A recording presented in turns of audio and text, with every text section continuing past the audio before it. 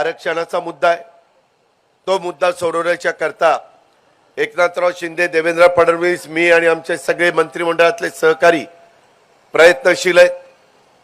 मराठा समाजाला आरक्षण मिळालं पाहिजे, दुमत कुणाचंच नाही, कुणाचाही विरोध असायचं काही कारण नाही। परंतु काही जण टोकाचं बोलताय, मुंबई मध्ये येण्याची भाषा करतायत आणि आज देखील बाबासाहेबांनी दिलेली घटना, त्या घटनेच्या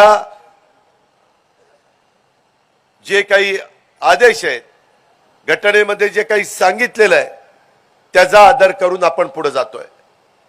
जर कायदा हातात घ्यायचा प्रयत्न कोणी केला तर त्याचा मुलायजा ठेवायचा नाही। तर सरकार पॉझिटिव्ह आहे असं सांगितलं जातंय। अजित पवार अशी भूमिका का घेतात असं वाटतंय आणि तुमचं काय म्हणणं आहे या गोष्टीवर? ते त्याला स्वतःला असं बोलून सरकार समजत असं अपघातानं आलेला माणूस त्याला सरकार, आम्ही तो जर असं बोलत असला तर आम्ही त्याला सरकार नाही मानत आम्ही त्याला। जर मराठ्यांच्या पोराच्या नरड्यावर पाय द्यायचं त्यांनी जर ठरवलं असलं तर आम्ही त्याला सरकार नाही मानत। हा माहित मुंबईवर जायला, मुंबईला तर जाणार आणि ओबीसीतूनच आरक्षण आणणार, तू कारवाई कर, त्या टायमाला शांततेचं उत्तर मराठी देतील। उत्तर काय असतं